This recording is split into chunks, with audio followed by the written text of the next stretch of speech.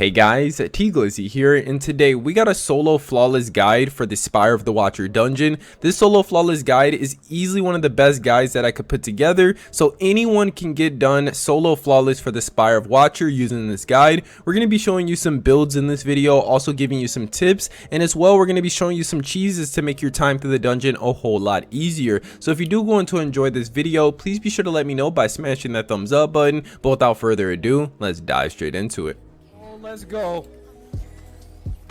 Let's go, y'all. It's done. Oh, man. Oh. First try.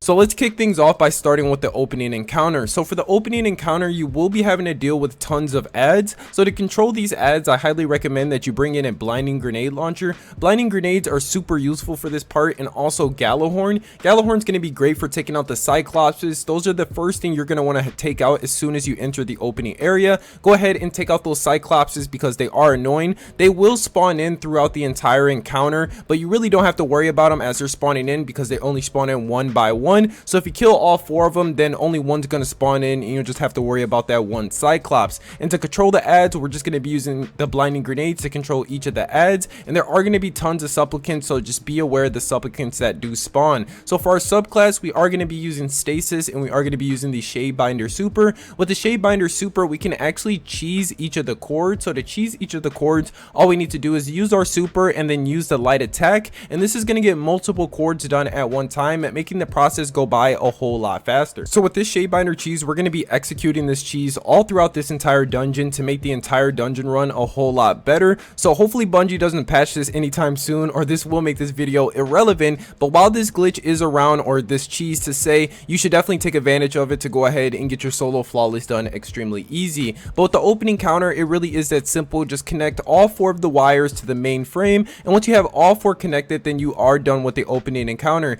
The only recommendations I can give is just make sure you have ad control down to a T. All you want to do is make sure you have stasis turrets out, and make sure you're using your blinding grenades. This is just going to take care of those ads and keep them at a really slow rhythm so that you're not getting overwhelmed by all of the ads that do spawn in this opening area. So before we move on to the rest of the dungeon, let's go ahead and take a look at some of the mods we're going to be using throughout this entire dungeon. Although our subclass and our exotics will change up because we will be switching our builds up throughout the dungeon, these mods are going to stay the same throughout the entire dungeon. So the first mod we're going to be taking a look at here is Taking Charge. Become charged with light by picking up orbs of power. The second mod we're going to be using is Protective Light. While charged with light, you gain a significant damage resistance against combatants when your shields are destroyed. This effect consumes all stacks of charged with light. The more stacks consumed, the longer the damage resistance lasts. And then our next mod here, we're going to be using Energy Diffusion Substrate, and this mod reads, gain a small amount of resistance to all damage dealt to you by combatants. Additional copies of this mod will increase the effects, but we're only going to be using one copy of this mod. We seem to be getting a decent amount of damage resistance with one copy of the mod, so we're just going to be slapping one of those on. And then for our next mod, we're going to be using Solo Operative, and this mod reads, while you are the only member of your fire team, you deal increased damage to all combatants. And then for our final mod, we're going to be using Weaken Clear, and this mod reads, when you're using a grenade launcher, damaging a boss, damaging a champion, or breaking a combatant's shields, reloads your stowed weapons and weakens the combatant. Alright, so with the mods out of the way, so now let's go ahead and take a look at the next part of the dungeon. So this part is the in-between section between the opening encounter and leading up to the first encounter. So leading up to the first encounter, you will have to slide down the ramp after you complete the opening section. I highly recommend that you don't slide down the ramp if you are going for your flawless run, because the ramp is super unpredictable and you will die a lot of the times. So what I do is just go ahead and use the side bars. There are bars on the side, and you can slowly descend down the slide so that you don't have to actually take the entire slide down. You can just slowly descend down, and this was a lot more helpful with actually surviving going down the slide. And then once you are at the bottom, now you will have to navigate through the chasm. So for this part, I highly recommend that you use a scout rifle and a sniper. Since all the enemies will be at a range, you will be just simply pick them off so that you don't have to worry about getting anywhere near them and actually having to take damage. You can just pick them off from a distance. So now moving on to the first encounter, ascending the Spire. So with this encounter, encounter, we will have to plug in the cords once again, just like we did with the opening encounter. But for this part, we are going to be cheesing them once again using the stasis super. So we're going to be using Shade Binder, and we're just going to be using our super and light attacking the cords. This is going to make this entire part so much easier, and you'll be able to get it done so fast. So what I recommend that you bring into this first encounter is a blinding grenade launcher once again, and also Gallahorn. Gallahorn's going to be great for the Hydras. Taking those Hydras out is going to be a major must. These Hydras hit really hard, and also they'll follow you around. So as soon as you can get rid of them, it's just going to make your life a whole lot better. So once you go ahead and start the encounter, just go ahead and wait for your super. Once you do have your super, then you are ready to go to start proccing each of the cords. Proccing each of the cords again with your super is just so easy. Just make sure you know where all of the cord locations are so that you can just use your super and go around the entire tower proccing each of the cords. This is easily going to take you only like 5 or 10 minutes to get the entire first encounter done using the Shade Binder cheese. So using a mix of the cheese and also doing it legit, you'll be able to complete the Spire part extremely fast. I highly recommend that you also do it legit, and also, like I said, mix in the cheese as well, because waiting for your ult to actually come up does take a while and you will get overwhelmed by ads. So you do want to just slowly progress it as you are waiting for your super to charge up, and then once you have your super, then you can just start knocking out the cords extremely fast. I was just playing it really safe, so I would just wait for my super, or I would just start slaying out on some ads while I'm slowly working on the cords. Again, with the blinding grenade launcher, having ad control here is extremely easy. You are going to be getting overwhelmed by ads, so having that blinding grenade launcher, it's going to slow those ads down a ton.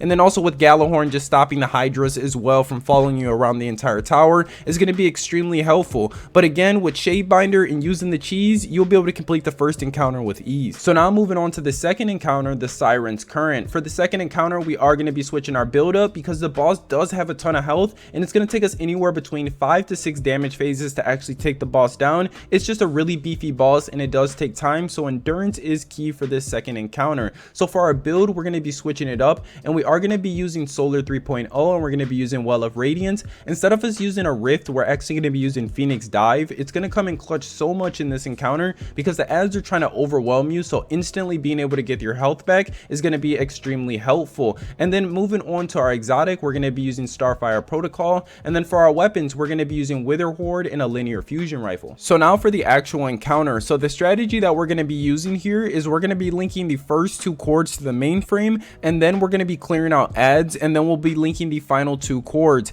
Clearing out the ads is key to actually completing this encounter because the ads will overwhelm you inside of your Well of Radiance while you're trying to do damage to the boss. They'll just be getting in the way, they'll be shooting you, and they'll be throwing off your accuracy. So we're going to try to get rid of as many ads as possible before we actually go into damage phase. So here's how we'll do it. So what we'll do is start the encounter off by getting the buff. We'll link 2 of the cords to the mainframe right away as soon as we start the encounter. Once we link those 2 cords to the mainframe, now we want to start focusing on ads around the entire arena. With our first buff, we're going to want to link those 2 cords. We're not going to want to use 2 buffs for 2 cords. We're going to want to use the first buff that we get to link all of the cords to the mainframe. So those first 2 cords that get linked to the mainframe, just use the first buff that you get, and I will leave a picture on screen right now which is going to show you where all the cords are, and this is going to help you if you are having trouble memorizing all of the cord locations. So once we link the first 2 cords to the main frame, now we want to go ahead and start killing some of the ads around the arena, because each cord that gets linked, it spawns more harpies, and we're going to want to kill these harpies because they're just going to be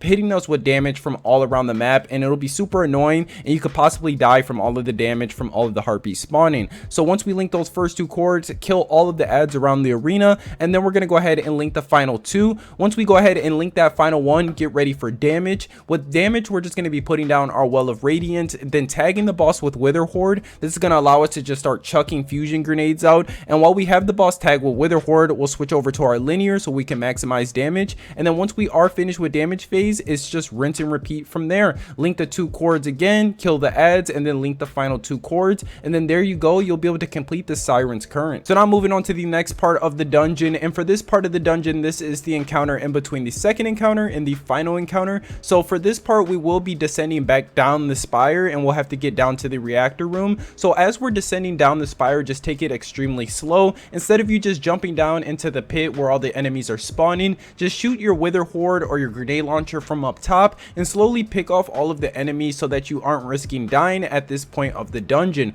Once you are cleared and you do clear the floor, just link up all of the cords. Once you have all the cords linked up, now you can descend down. For the fan section, make sure you pay attention to the platforms because there are actual platforms for you to land on. You don't have to jump down and just go all the way through the fans down to the door. You can actually jump down to each of the platforms and they are highlighted. So just jump to each of the platforms and take it extremely slow. And if you take it extremely slow, you will definitely make it to the final encounter. So now without further ado, let's go over the final encounter. So now moving on to the final boss. So for the final boss, we're going to be switching our build up a little bit here. So we're going to be using stasis so that we can cheese the cords once again, using the shape binder super with the light attack. It's going to make getting to the damage phase a whole lot easier. And then we're going to be using for our aspect, we're going to be using bleak turrets so that we can actually throw out stasis turrets. Stasis turrets are going to be amazing for ad control and then also actually perma stunning the boss. So with stasis turrets, you can perma stun the boss so that you don't have to worry about him shooting at you while you're trying to do damage and also stomping you while you're trying to do damage. This is going to make damage phase a whole lot easier, so stasis turrets are a must. So now moving on to our exotic, we're going to be using Osmios Manti. This is going to give us 2 grenades as long as we're using a cold snap grenade. So we're going to make sure we have cold snap grenades on so that we can throw out cold snap grenades and also bleak turrets.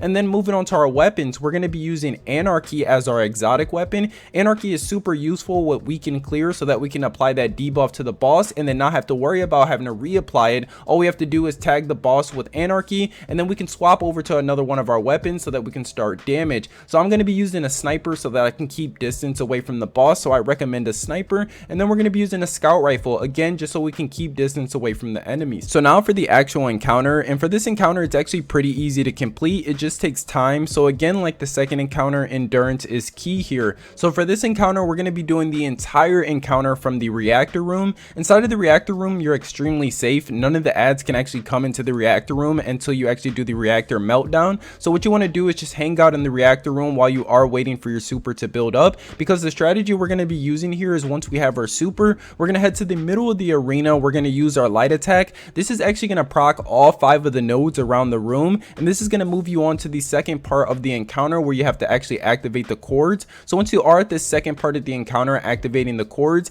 identify which side the cords are going to be on. So for example, if the cords are on left and right side, what you want to do is go over to the left side with your super, use your light attack, and then go over to the right side and use your light attack once again. Once you have both of the sides lit up, move into the reactor room and continue to spam your light attack. This is going to link all of the cords up, and once all the cords are linked up, now you're going to have the reactor meltdown begin. So what you're going to want to do now from here is just wait 1 second to see the boss actually enter the reactor room. Once he's in the room, now you can actually head out of the room. Once he's like sprinting towards the reactor, head out of the room and head back to the middle of the arena. From here, what you want to do is just put down a rift or just make sure you're safe and none of the ads are trying to attack you, and then shoot the 5 nodes around the room. Once you shoot the 5 nodes, basically the ads just despawn and they won't bother you, so you just have an open space to actually damage the boss. So now you want to throw one of your stasis turrets out and then tag the boss with Anarchy, and then from here just start pegging the boss with your sniper, and then there you go, you're done with the damage phase. Again, the boss won't attack you with stasis turrets because it'll be perma stun, and then once you are done doing damage, just head back into the reactor room and then just rinse and repeat until the boss is dead. So there you have it. With this guide, you'll easily be able to complete solo flawless Spire of the Watcher.